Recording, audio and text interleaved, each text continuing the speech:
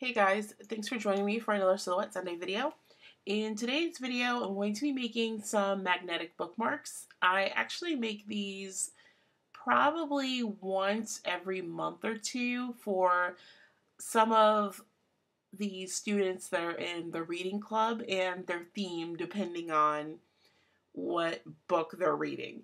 Now, this one is actually getting ready to go into summer vacation, so it's not going to be themed. It's just going to be something pretty because at this point, the only members that are still planning on doing anything over the summer are the girls. But anyways, that's really not important, so I'm going to go ahead and get started.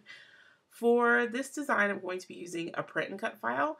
And you can use any file that you have that you want to turn into a print and cut file, but the file I'm using already is one.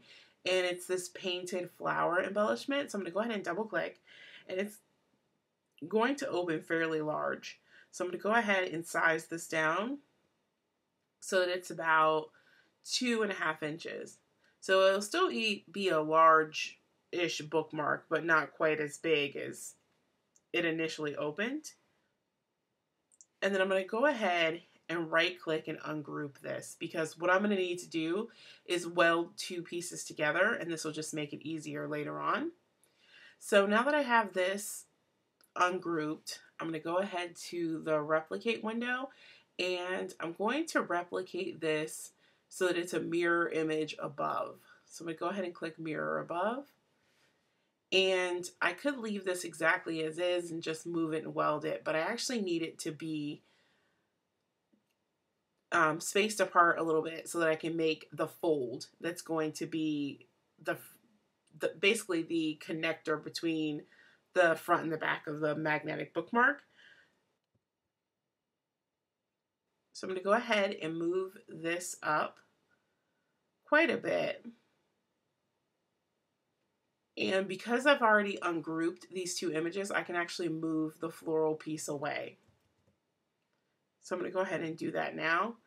And I'll put this back once I'm done. But for now, I don't need the floral piece. And I'm going to use the rectangle tool to draw a rectangle to weld these together.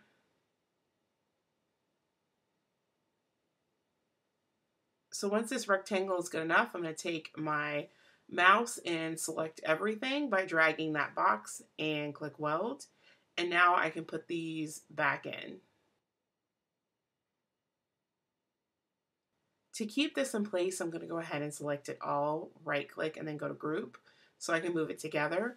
And I'm going to turn on my registration marks because this is going to be a print and cut file. So I'm going to go ahead to the registration mark menu and select type 1. Because I have a Cameo. If you're using an older machine like the original or the SD, you would pick type 2. But I have type 1, so I'm going to go ahead and select this.